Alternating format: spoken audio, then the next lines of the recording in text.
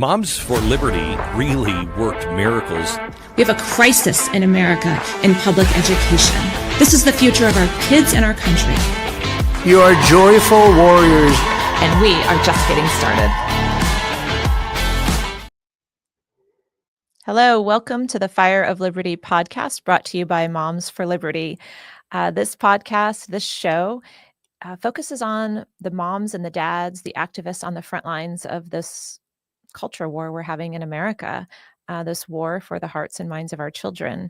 And we like to bring them here to Florida, put them out in front of you, let them share their stories, the heartbreak, the success, the wins that they've had. But mostly, they are just holding up the torch with their voice, with their message, with their action, and they are leading the way. And so I think it's important to showcase their stories. And today with us, we have Lindsey Beckham from Madison County, Mississippi. We like to call her our MAHA mom, and we're going to hear a little bit about her story today. So welcome to Florida, Lindsey. Yes, thank you so much for having me. I'm having a great time, and y'all have done an amazing job with the podcast studio. It looks amazing in here, Tina. Well, all that credit goes to Lisa and Amy here in our office. For those that don't know, we had the idea about a month ago to do a show and a podcast. And of course, I announced it. We're going to do a podcast. And of course, they said, where? And I said, I don't know, the conference room. And here's a little backstory. This was our conference room. We had a conference table in here and chairs. And Is you're this probably where I wondering, used to see you on staff meetings? Yeah, sitting in you're right in here. This was our conference It looks room. very different. And so the three of us came in here and I was like, let's just move it to the other side of the room. And then we'll have half a conference room and we'll have a studio.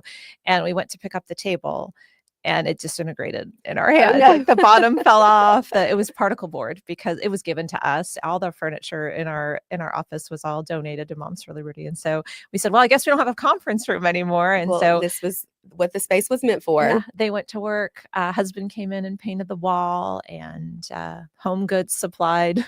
They went Home Goods shopping and supplied all the furniture. Well, it looks wonderful. It's amazing. Thanks for being here with us. Yes, thank you for having me.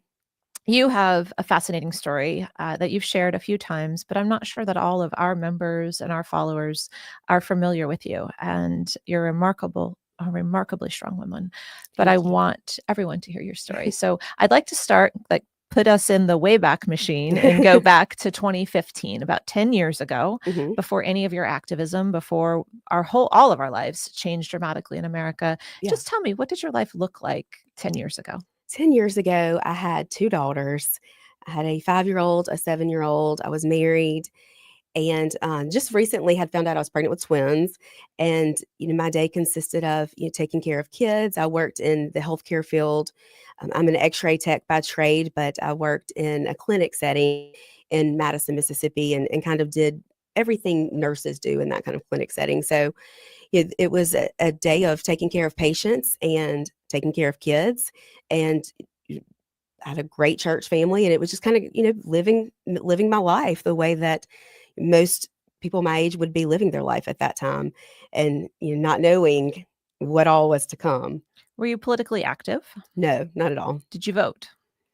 I did in big elections. I've learned now how important those local elections are, but in the bigger elections, I did. So presidential elections, I think majority of our members, that's what we learn about them. Maybe some of them didn't even vote in those. Yeah.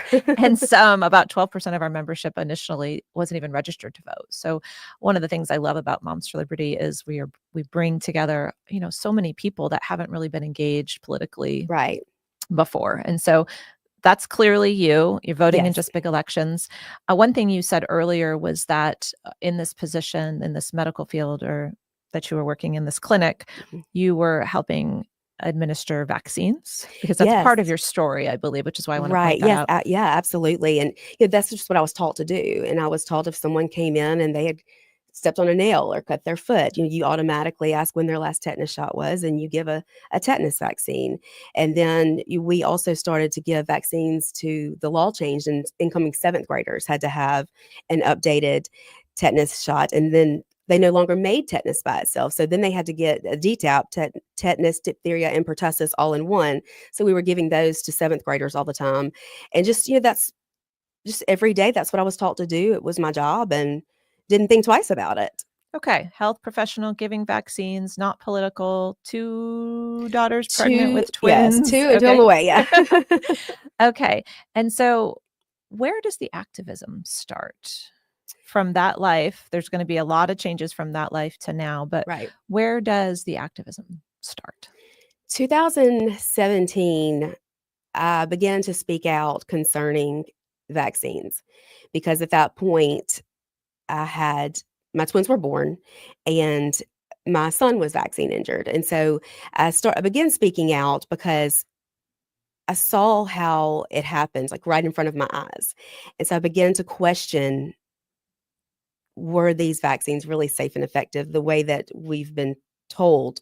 And I had lost my husband unexpectedly in October of 2016. The twins were born exactly 2 months later after his death. And as a single mom, I felt like it was my job to speak out when I saw something happen in front of my eyes to my child. I saw the regression. I saw my perfectly healthy baby boy no longer make eye contact with me. It was like I brought home a different child. And he had been just a champion, a warrior. He had had open heart surgery at 5 months old and just fought like just the champion that he is. And so after these 18-month shots, he was never the same. And that's something that I've had to learn how to forgive myself for because I had so much anger with myself for not doing the research myself. Just trusting blindly, trusting that what I was being told was accurate. And so that's why I began to speak out and tell parents, um, do the research. Do the research yourself because I had spoken with so many other parents who had the same exact story.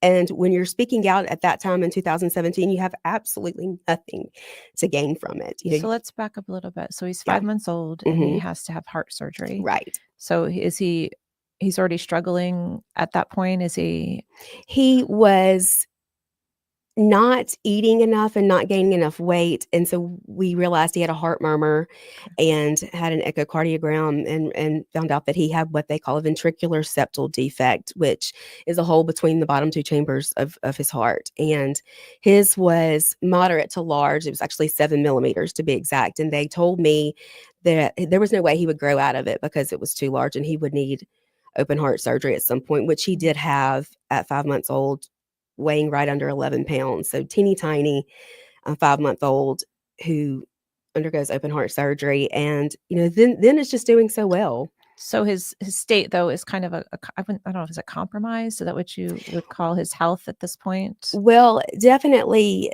he had congenital heart defect, what they called congenital.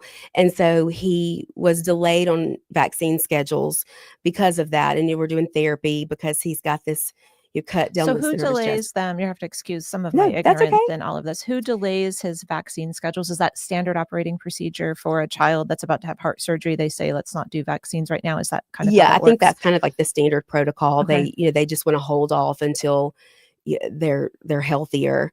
And so he was getting healthier. And of course, he's got this, this scar down the center of his chest where they went in to do the surgery. And so he wasn't as developed as his twin sister. Obviously, he crawled, after her. He walked after her, but he was doing really well. Was he cognizant? Because he's 18 months old. We're going to go from 5 months surgery and then jump to his 18-month-old time frame. He's interacting. He Yes. is communicating with you as an 18-month-old should. Absolutely. all of Slept those through the things. night, smiled, was happy, played, and all that changed, in an instant. He What shots do they have? It's my Well, youngest so- is 7. Excuse me, my youngest is 17, so I don't remember, the schedule and how it all went. But what shots do they have at 18 months? I'm sure you know. Yeah, well, because he was on a delayed schedule because of the heart surgery, they wanted to double up and give him the shots that he would have had at, I guess, his 12-month appointment, along with the shots for the 18-month appointment. And so there were numerous shots given that day. And I'd have to go back and look at all. I think maybe 9 or 10 different vaccines were given. So I have no idea really which one he had a problem with, but he just, he began to spin in circles and beat his head and scream nonstop. And, like I said, not make eye contact. He wouldn't sleep. He wouldn't smile.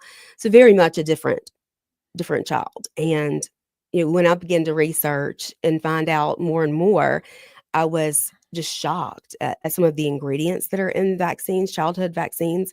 I found out that Mississippi was one of only 5 states at the time did not have a religious exemption. So in order to send your child to school in Mississippi at the time, any school, charter school, public school, private school, any school at all, they had to be vaccinated according to the CDC schedule. There was no opt out. So you're educating yourself as any good mom would at this point, trying to figure out what the heck is going on with my child. I think many moms have maybe not been in the exact situation, but we've all had things happen to our children where we find ourselves deep in the internet sometimes and asking every expert and pulling out books and praying a lot to try to find the answers. And so that's the point you're at. It seems like you're learning a lot. You're learning, I see now I'm getting a glimpse into where the activism comes in, because you just said, oh, there's a law in one of only 5 states, Mississippi, where children cannot have religious exemptions. And so a minute ago, you said you started to speak out. So I'm guessing this is about the time you start to speak out. Yes. And so I started to speak out initially just on social media. And of course. Okay. So you're going to put out a post on your personal page. I don't know how smart that was. Looking back, is that really the smartest thing to do? Because were you like hellfire and brimstone post, or were you just like, oh, there's a problem here? What did that? Do you remember what the initial post was? Well, I remember like telling Creed's story or saying, I think we need to be more concerned and do more research, and kind of urging parents. Okay, that's not offensive. It shouldn't be, but this is 2017, and at that time, it was unheard of. Yeah, everybody was still really bashing Jenny McCarthy back then, I think, for all of the things she was saying. Like, how dare you? You should be put to death. Like, your children should be taken. You're crazy. And what I found was a group in Mississippi called Mississippi Parents for Vaccine Rights. And Lindy McGee, Mary J. Perry, Cheryl Peoples, those women had been in this fight for years already, and were so passionate about this cause. And so I started to work more closely with them and really kind of learn what we needed to do to change this in Mississippi. And so I would go to the Capitol, and we would hold rallies, and we would talk to legislators, and that's when I became political. And this is all around the religious exemption. Yes. So you're not trying to ban vaccines across the country, none of these things, but your child, his special needs now. Right. It's very clear that you're not maybe exactly sure, but there's a correlation between his 18-month visit and his state now. And so you do not want to give him more vaccines just to get him to be able to go to school. Yes. You're a mom of how many now? 5. You have 5 children. Your husband has passed away. So you're a single mom of 5. When people say, well, you should just homeschool, you're like, yeah, it's so much easier said than done. Right. You have to provide for your family in some fashion. You're a single mom of 5, and you have a special needs child, and you need them to go to school. Right.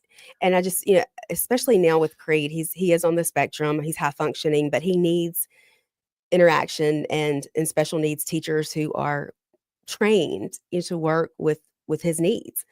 And so I began to speak out, and I began to really learn so much that I was so unaware of. And I'm ashamed to say this, but I really didn't even know how a bill became a law or how you change things. I think 90% of America is probably the same way. So you don't know how a bill becomes a law, but you do know that you need a religious exemption. Exactly. And so what do I do to get that?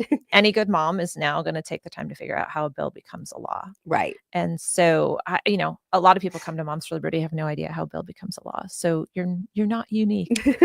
Don't feel bad about that at all. Yeah. I guess I didn't watch enough Schoolhouse Rock as a kid. I'm a bill on Capitol Hill. I'm not going to sing for you guys because it's pretty bad.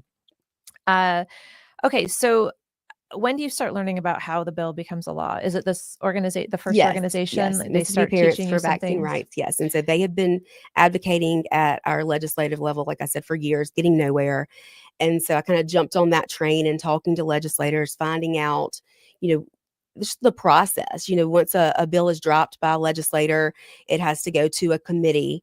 And I was telling you, in Mississippi, they don't just let people come speak in committee Oh meetings. my gosh, I want you to slow down and say that again, because that shocked me. We were just Yeah. talking about it before the show. Mhm. I said, what's it like to speak in committee hearings about these issues? How did that go for you in Mississippi? And you And I said, said, we're not allowed to do that there. I don't understand that. I did not know that was a thing. We have videos of our moms all across the country speaking at hearings on issues that they're concerned about. But in Yeah. Mississippi, there's no outlet for public comments and None. hearings on their issues. None. How do you communicate with your legislators? You have to email them, or if you are able to find out their phone number, you'll be able to call them. But once a bill is dropped in the legislature that we supported, we would initially see which committee it would go to, and then begin to call those committee members and send out action alerts to other members of the group, Mississippi Parents for Vaccine Rights, and let everybody know, hey, this is the deadline for the bill to come out of this committee. We need to be calling all of these So you legislators. can't sign up to speak anywhere. You could probably hold a rally outside. And You can email them, which is always helpful, but you don't know if it's being received, if it's being open, if you're being heard. Right. You can call, and when you call, what do you get? A switchboard operator? We've left so many voicemails. Yeah. Just to the point where their voicemail box would fill up, and they wouldn't even empty it because I think they were just. So I think we need to sick of call it. on Mississippi legislators right now and ask them to fix their system so that they can hear from their constituents. That is, Things are not necessarily done in the sunshine in Mississippi like they're done in Florida, unfortunately. well, we are the Sunshine State. Yes. We're the free state of Florida. That's right. I'm very biased. Yes. Okay. And so I think now would be a good time to ask our viewers and listeners to support Patriot Mobile. They are a good friend and sponsor of ours. They sponsor our trainings and our workshops, our moms to go to our national summit. And they've been partners of ours shortly after we launched Moms for Liberty. They are good friends to us. And so I urge everyone watching and listening today to switch to Patriot Mobile. They are the only Christian conservative provider of cell phones plans in America right now. They One thing that you said about them is that every dollar you spend, it really can impact how you feel, and they do great things with their money. They're like you said, they're family oriented, and they donate to causes like Moms for Liberty. And I know they sponsored our summits, which have been incredible. We've all learned so much there. And other Patriot type organizations. Yeah. They put their money where their mouth is, I think do. is a good way to say. And so with that, they've given us a code M4L. So it's patriotmobile.com/M4L.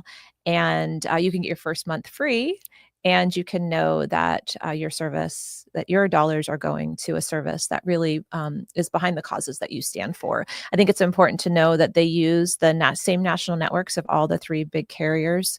And so your service will be just as great as it is now. And so switch to Patriot Mobile. Okay, back to our story with Lindsey. I'm Tina Deskovich, the co-founder and executive director of Moms for Liberty.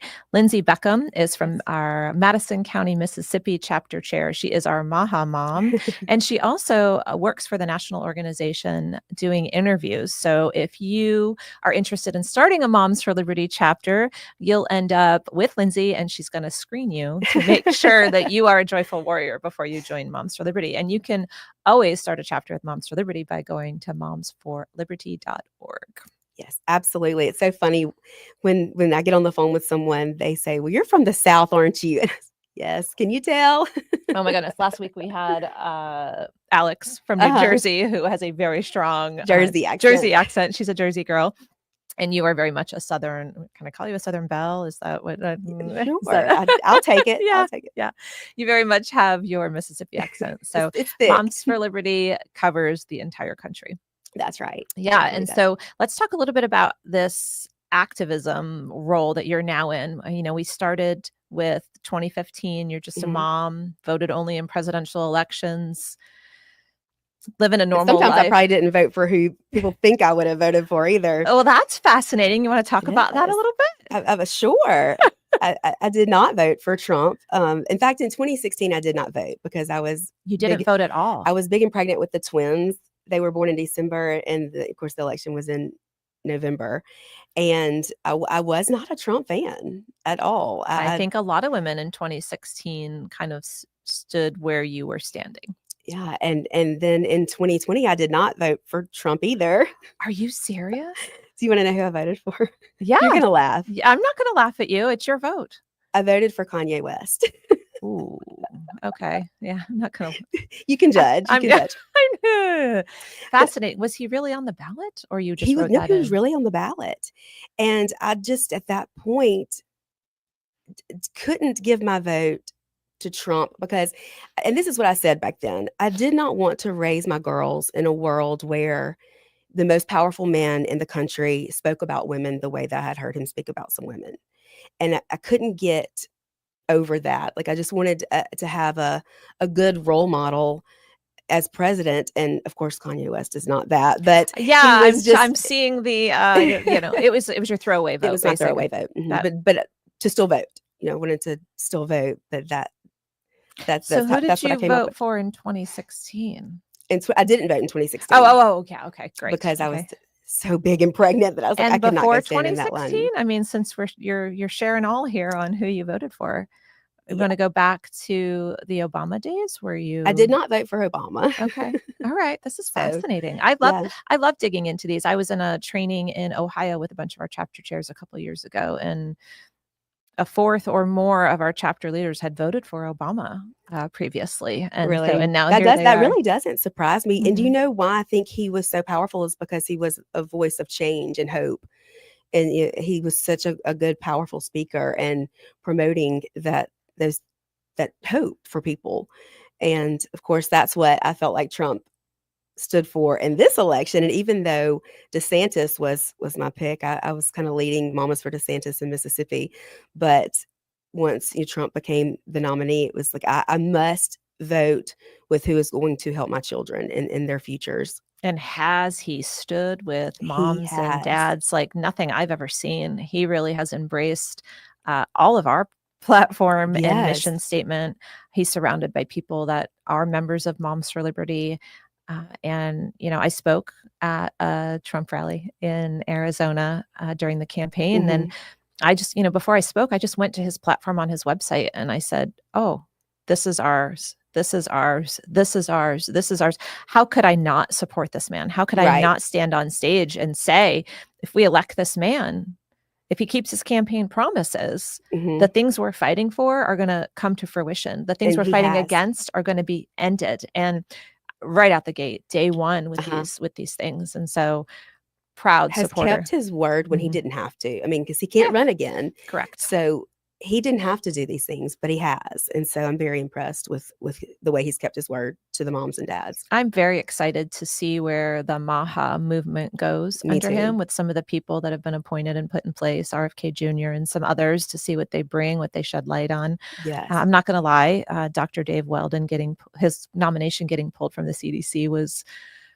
frustrating to me. He lives here in my community. I knew you were a big supporter. Yeah, I know a lot of people who are big supporters. Yeah, I've known him for a long time. He's a good man, good family. All he's not anti-vax. He literally just questioned, just asked the questions in the early 2000s while he was in Congress. That's all he's done. He's a practicing MD here, and that's what needs to be done. Those questions need to be asked. But Big Pharma. Absolutely. Big Pharma came in and got his nomination pulled. So there's still funny business happening in DC. I do believe we got a lot of good quality people there. And, what RFK now is trying to do with the foods and the dyes, and very excited about that. And I'm sure you are, as MAHA mom, Mississippi MAHA mom. Yes, absolutely. And, RFK, one of his attorneys, Aaron Seary, actually worked with us in Mississippi. We ended up, because we were not able to get anywhere at the legislative level, and we knew that it was unconstitutional for the legislature to ignore our religious rights and our deeply held religious beliefs, we sought out plaintiffs and we ended up suing the state of Mississippi. This And is so, perfect transition back into Mhm. your story, which is where we need to go. yes. And so you sue the state of We Mississippi. sued the state of Mississippi, and ICANN, which is the Informed Consent Action Network, with Dale Bigtree and Aaron Seary, who also has done a lot with RFK. They came in and took our case on, and just it was incredible what was done in that courtroom. And in April of 23, a judge in a federal court awarded us in Mississippi religious exemptions when it comes to vaccines, to childhood vaccines. What was that day like for you? I don't think I stopped crying. Mhm. And Mary Jo Perry, the president of Mississippi Parents for How old Vaccine is your Rights, son in 2023? he would have been 6, So 2 5 or years something. ago. So he should be in public school first grade, kindergarten, first grade at Mhm. that point. Yes. He's not, I'm guessing. He is because they did, all of my children have medical exemptions. Okay. Now, in order to get one of those, you have to have a previous vaccine injury. So you already have to be injured to get a medical exemption. But because he and his siblings were able to get that. But many times the Mississippi Department of Health would turn those down, even if pediatricians would request them. So you have exemptions for your children, yet you are still in the fight. Yes. And you feel it so deeply that you are crying as they're announcing the results of that hearing. Absolutely. I think I cried for the next 48 hours. And Mary Jo Perry, who was the president of MPVR, she said, the air just feels a little more freer here in Mississippi. And what a statement that was, because it was like something that we had fought so hard for so long was coming to fruition. And now parents have that option. Great work. Great work. So let's talk about you starting a Moms for Liberty chapter. Yes. What year? So that I'm thinking 2022 is when Mississippi came on the stage of Moms for Liberty. Yes, that's right. So I had begun to show up at school board meetings because the vaccine issue was so important to me. And I didn't agree with the masking and the school closures and vaccine clinics being held on our school campuses. And the school district actually recommending that you give your child the COVID vaccine. I didn't agree with that. So I started to show up at school board meetings along with a lot of other parents who didn't agree with those things either. And of course, we felt ignored by our school board, like so many people did in those days. And we decided to form our own LLC. And the initial concept was to become a 501c4. And so, of course, I decided I would take that on. And then I saw the 650 pages of paperwork to do that. And I was like, oh, this might take a minute. And then out of nowhere, a girl that I was friends with from my hometown, but who's lived in Florida for a while now, kind of messaged me out of the blue and said, what you guys are doing over there is kind of the same as Moms for Liberty. Why are you not a part of that? And I said, well, what's Moms for Liberty? And so I looked you up. And I was like, oh, wait, I don't have to do all this paperwork. They've already done it. Yeah, Tina did it. She's in Florida. And I'm the one who had the same idea down here and pulled up how to start a 501c4 and the 1024s and all of the forms and all of the things that had to be filled out and filed. So thank you. So you're welcome. So you had your big stack of papers and you're trying to maneuver through it. And someone tells you to join Moms for Liberty and you decide. Who interviewed you? Do you know? Amy Nisi. Yes. She was the original. So she served as a school board member before me here in the seat. I ran for her seat. And so after we started Moms for Liberty, she reached out and she said, this is great. How can I help? And I said, well, you can help screen. You can help screen who comes into Moms for Liberty. She taught me how to do it. Wonderful. That's great. So you launch a chapter in Madison County, Mississippi. And what's that like out the gate? Was there a huge pushback in your community or were people excited and you had a huge turnout? What was that like? Well, I think we initially launched with about 35 members. Okay. So we had that's a pretty decent group, especially for an area like Madison, Mississippi. And so we started out really strong. Of course, as things started to die down with the pandemic, a lot of support kind of faded. But in that time, I had found some questionable books in our school library, like a lot of people. Right. Although in Mississippi, you would think. Well, that's what people think. Yeah. People think, oh, it's not in Mississippi, not in the Bible Belt, not where we have a super Republican majority. That can't happen there. Think again, because it can, and it did, and it was happening. And we took a list of books to our school board, and for months they did nothing about it. And so, being the rebel that I am, I said, well, I will just read out loud from one of these books and make them listen to this if they're not going to do anything about it. And so I did that and wanted to crawl under the table, might I add. But they did something. It kind of went locally viral, I guess you could say. And our mayor in Madison County, Mayor Mary Hawkins Butler, and she's the longest female, has been mayor for the longest time as a female, the second longest in the country.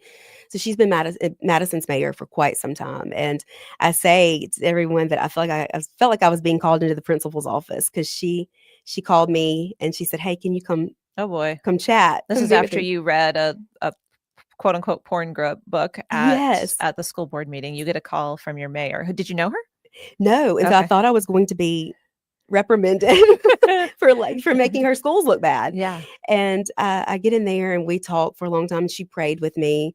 She's a big believer in prayer and believed, in what I was doing. And so she brought in Jill Ford, who is my representative, and I met with her, and then we just started planning what we were going to do at the legislative level. And it was almost like, if the school board is not going to listen, I'll go over their heads, but I'll get it done.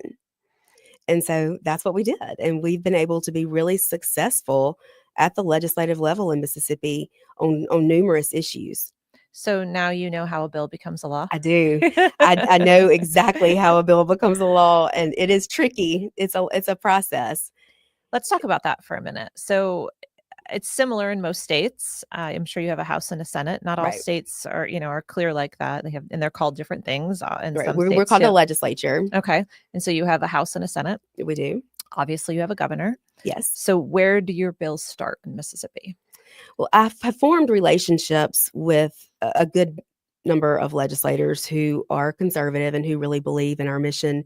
And so I reach out and say, hey, I want to do this. Can you help?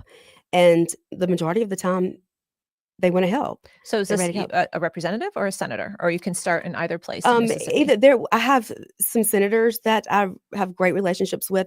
Really, more the House members I feel like I'm closer with and have formed They're always better more relationships. approachable. The House, It seems like even they are. Congress is way more approachable than the Senate in the United States situation. So it makes sense. Yes. And so also we have a group in Mississippi called the Mississippi Advocacy Group, and Leslie Davis heads that. And she's also our vice chair of our GOP there. And so forming a relationship with her, she's kind of working on some of the same issues with her group and the same issues Moms for Liberty is wanting to work on. So we were able to get a bill passed that would stop any transitioning or gender affirming care for anyone under the age of 18 in the state of Mississippi, which oddly enough, they had just opened a clinic and had hired a top surgeon and a bottom surgeon to come in.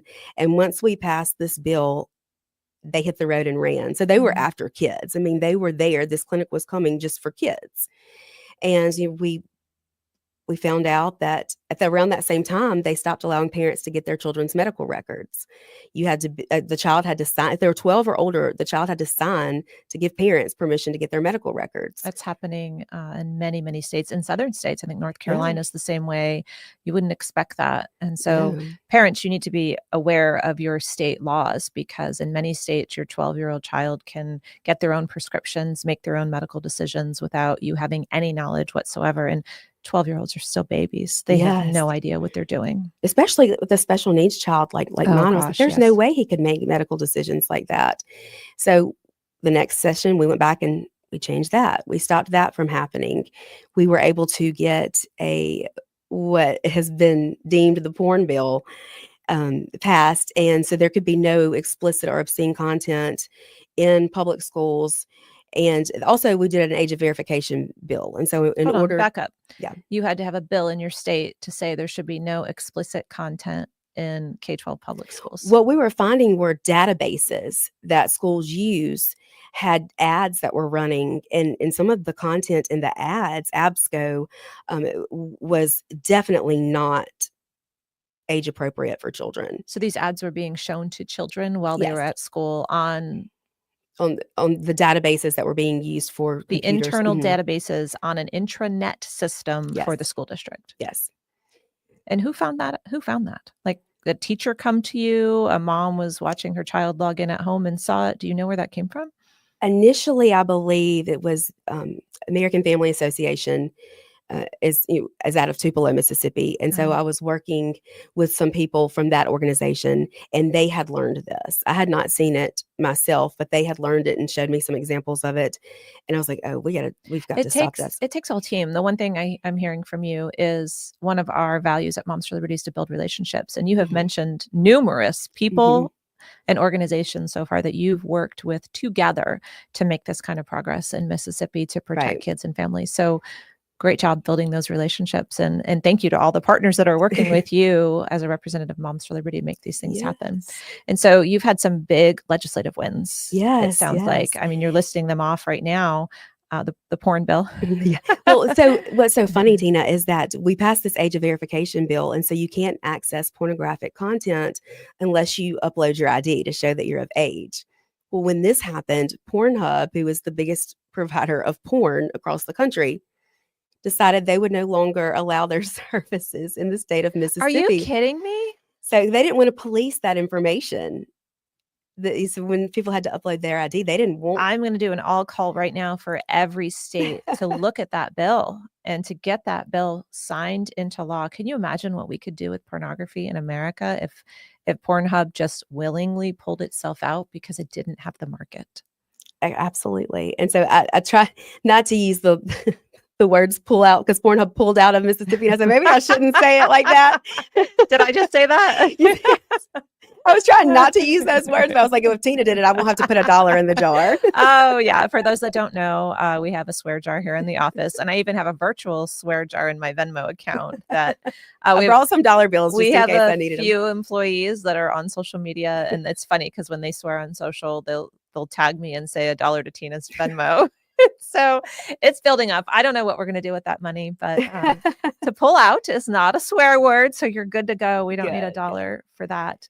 But we are glad that they have left, run away, whatever, put their tail between their whatever you want to say. Gone. They are gone. And my kids actually got to go with me to the Capitol for the bill signing and stand with our governor as he signed that into law. And so that was super special for the kids to be there. And all you were doing with that bill is protecting children. Yes. You just putting an age verification. You must be 18 if you would like to view porn, and Absolutely. you have to prove that you're 18.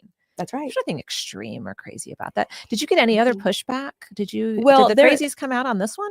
There was a little pushback, adults saying I shouldn't have to upload my ID. It's nobody's business what I'm looking at. Privacy, that makes sense. Yeah, and I mean, I see that point. But again, if we didn't have this culture problem in America where our children are being targeted and over-sexualized, it wouldn't be an issue. Yeah. But we do, unfortunately. And so we have to do what we can to protect them. Amazing. And so you just said, I don't want to skip over the fact that you're standing with the governor for bill signings now. You've gone from mom who barely voted and voted for. I know, we don't even have to say that Threw again. away a vote. I'm not even going to go back there. Maybe we'll clip that in the recap of the show.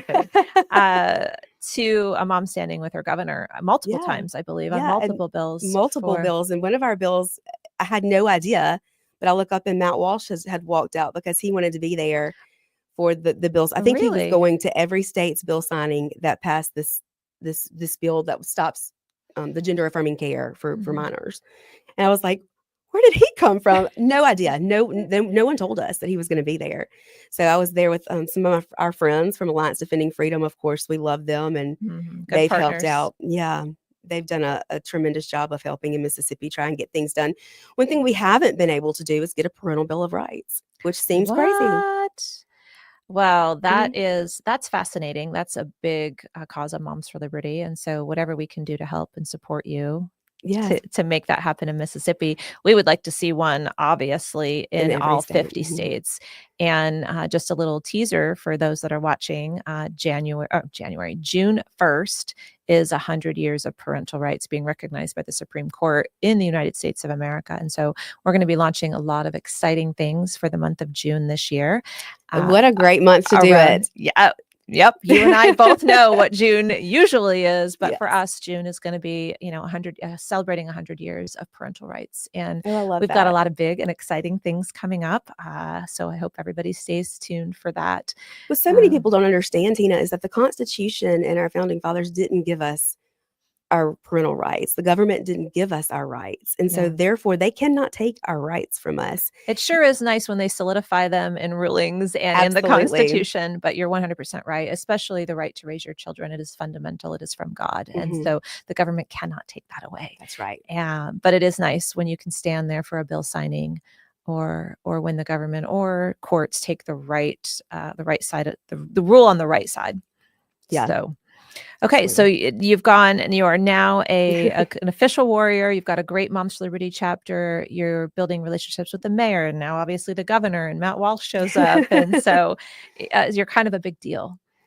Well, it seems people are listening to what I'm saying somewhat, just a which is mom. kind of shock. Yeah, just a mom. Just a mom. And walking down the halls of the Capitol building and having legislators speak to me and know my name when I don't even know who they are. And I'm thinking, how did this happen? Because you have courage, and you have more courage than most of those legislators. I hate to say it, but I've been around a lot of them the last 5 years. And often they're not very courageous. Sometimes they just need some help and support to be courageous. And I think you have probably helped them do that. Well, we did a big thing in the Senate, and we had the Mississippi Department of Education had hired a new superintendent for the state, and they did it behind closed doors. They wouldn't let the public be there. Again, no sunshine in Mississippi. No, Must be no. no sunshine in Mississippi. None at all. Sounds like a song. It should be. Mhm.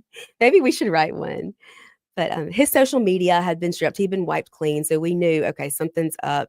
And in Mississippi, in order for someone to remain the superintendent, it must be confirmed by the Senate. And so we started on our senators and said, hey, this is not the right pick. We found out that he had been very pro shutting schools down, very pro critical race theory in schools. And we were not wanting that for our schools in Mississippi. And so after having those conversations with our senators, they voted not to confirm him, which never happens. That's amazing. So Congratulations. it's a huge Another big win. Yes. Getting involved everywhere that you need to get involved. It's fantastic. So tell me a little bit about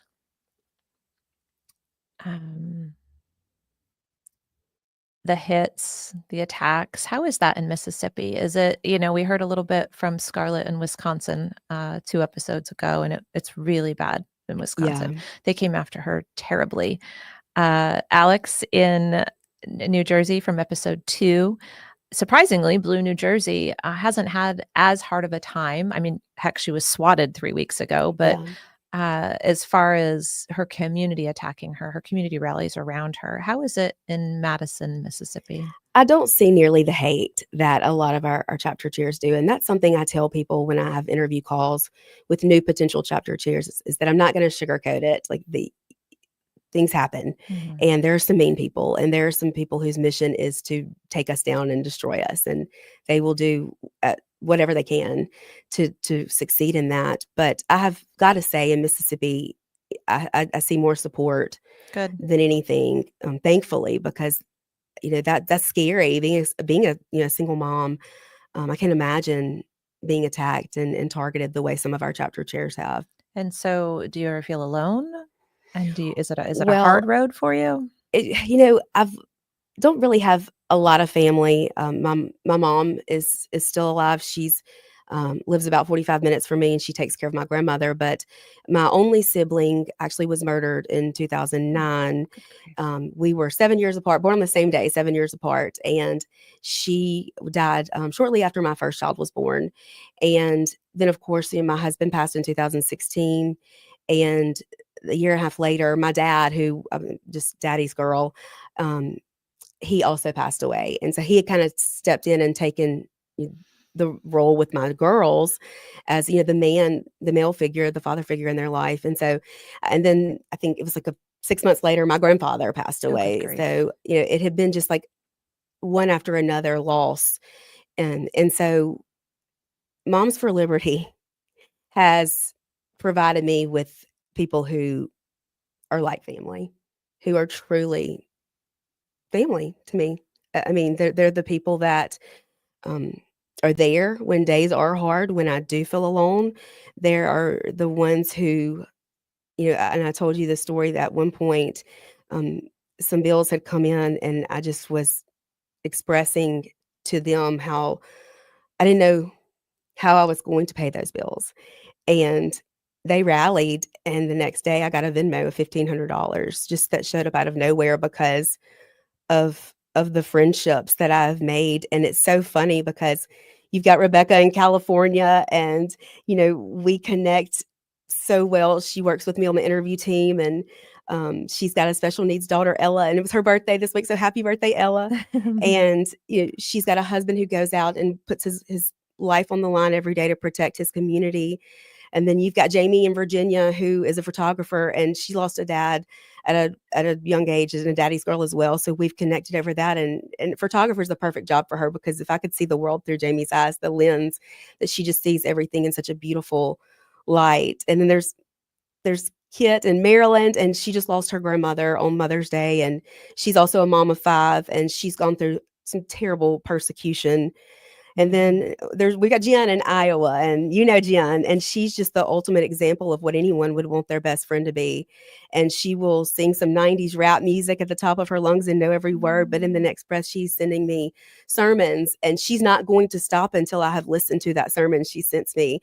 And then when I do, it's usually right on point with what I need to hear. And so those women are like family. When I don't have the family that I did, it's like this organization stepped in and gave me not just the courage to speak out on issues concerning our children, but people that love me and care about me. Gosh, that just fills my heart. There were some thoughts that came to me when we were starting Moms for Liberty, and one of the things that I kept feeling over and over is building a network so that people can find each other. And I still don't really understand what that meant or why I feel like that was an important part of what we were doing. But I think you just explained it to me very well. So I'm so thankful that for all of these women, I'm thankful that they're surrounding you in your times of struggle. And when you need I it. couldn't ask for better friends in the whole world. So grateful. Yeah. Okay. So let's start to wrap this up here. And I think, I usually like to end around being a joyful warrior. We have our national summit every year. Yes. I think you have attended. Yes. Every yes. 2022. That was the first one in Tampa. I think you were there. I was there. 23 in Philadelphia, which was That was a wild ride. one. That was a wild one. And it wasn't wild because we were wild. It was wild because there was 1,000 protesters outside. Yes, I actually brought my daughter Riley with me to that one, and she got to do the kids camp and get up on stage and dress that up. performance in Philadelphia from the so kids good. was amazing. Yeah, we have Kids Club again this year. And so I want to invite everybody to go to momsforliberty.org/summit25. Early bird tickets, you can save $70 right now if you buy them before the end of May. And so that's a big discount this year. It's October 16th through the 18th at the Gaylord in Orlando, which is an amazing hotel. And Tina, I've got to tell you, the summit in Philadelphia. So I did not know this until I was an adult, till a few years ago. But my great grandfather, like 9 times removed, I don't know how you say that, times 9, was actually a signer of the Declaration of Independence and one of our founding fathers, Thomas Nelson Jr. Oh my goodness. And he's from Virginia. And so it was so incredible to have Tim Barton there, and he had documents and was able to show me and talk to me about Thomas Nelson Jr. and his relationship. He was great friends with George Washington. Are you serious? He married Thomas Jefferson's third cousin, Elizabeth. You're a patriot through and through. Liberty runs through my blood. Yes. Like, it makes sense now.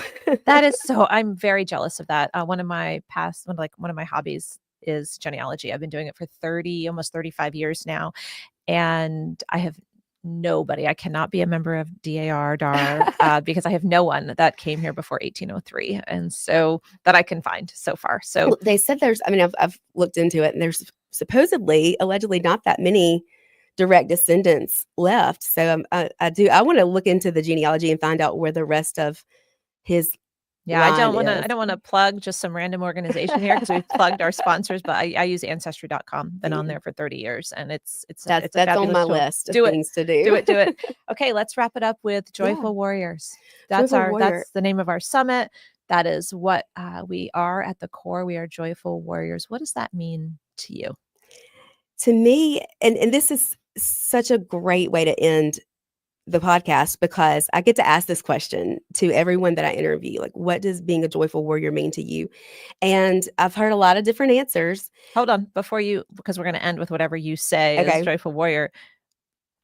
What's maybe the worst and the best, or just worst or just best? Does one come to mind of someone that's answered before in these interviews, that somebody that's nailed it, or one that you've been like, you're not getting through to Moms for There Liberty? was one who told me that she grew up in a cult, and the joyful warrior reminded her of her cult beginnings and how, I guess, things were pushed on her. Oh. But she also told me we get our rights from the father and mother bear of the forest. Whoa, you've had some interesting. We've never talked about your interviews and the ones that don't make it through, but Yeah. I'm assuming maybe that was one that didn't make it through. Yeah, to didn't chapter quite get the stamp of approval on that one. There's a running joke in the chapter chair support team that I get the crazies. It's like must be a sign on my head that says, if you're crazy, go find Lindsey. come find me. So that's our running joke. But and I think you and Tiffany, when y'all accepted your award and you talked about being a joyful warrior, I don't think it could be put any better than, we are moms. We're not going to give up. We are not going to go away. We're not going to back down. We're going to fight like heck. We'll say heck for Tina. We're going to fight like heck. If you got $1, you could say hell.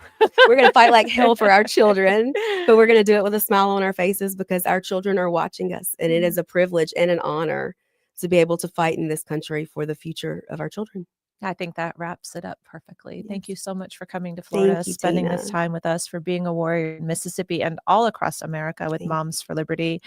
I ask you guys to give us a follow. We're on all the podcast outlets now.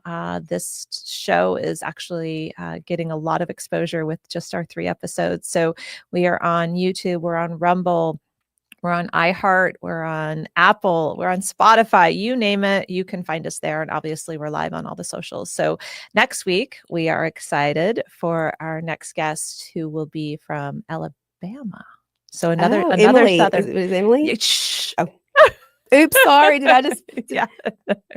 You just leaked next week. Well, so Emily and I, we're so close in Mississippi and Alabama, and we both kind of feel like we have been the backbone of Moms for Liberty in our state. So yeah, for sure. We talk a good bit. So yes, Emily will be next week, and we're looking forward to chatting with Emily. So thank you for joining us today. Thank you for listening to this wonderful story of this great warrior, Lindsey.